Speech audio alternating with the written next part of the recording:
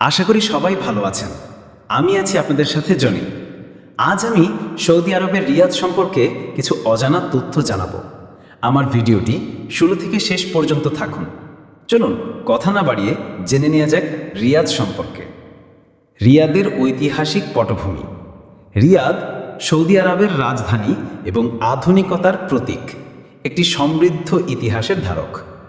এর নাম এসেছে আরবি শব্দ রওদা থেকে, যার অর্থ বাগান বা সবুজ প্রান্তর, যা এই অঞ্চলের প্রাকৃতিক ঝর্ণা ও উর্বর ভূমির ইঙ্গিত দেয়।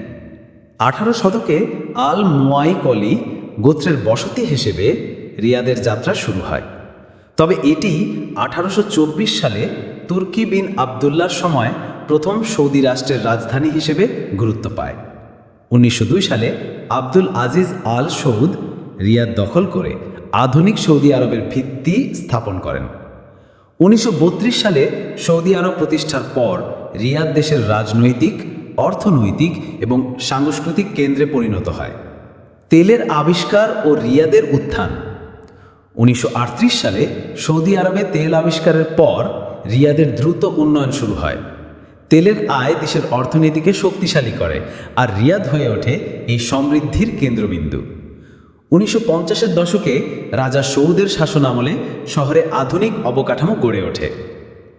আজ রিয়াদের আকাশচুম্বী ভবনগুলো, যেমন কিংডম সেন্টার ও আল রাজি ক্যাওয়ার, এটিকে মধ্যপ্রাচ্যের অন্যতম আধুনিক নগরী হিসেবে প্রতিষ্ঠিত করেছে। সাংস্কৃতিক ও ধর্মীয় গুরুত্ব। রিয়াদ শুধু পলতান্ত্রিক কেন্দ্রই নয়, এটি সৌদি আরবের সাংস্কৃতিক ও ধর্মীয় ঐতিহ্যেরও প্রতীক। আল মুসমাক দুর্গ, যেখানে 1902 সালে আব্দুল আজিজের বিজয় ঘটেছিল, এখনও ইতিহাসের সাক্ষী হিসেবে দাঁড়িয়ে আছে।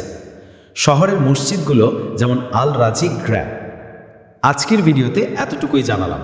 যদি আরও কিছু জানার থাকে অবশ্যই কমেন্ট বক্সে জানাবেন। আমি চেষ্টা করব পরবর্তী ভিডিওতে আরও নতুন নতুন বিষয়বস্তু তুলে ধরতে। ততক্ষণ পর্যন্ত ভালো থাকুন, সুস্থ থাকুন। আবার দেখা হবে নতুন কোনো ভিডিও নিয়ে।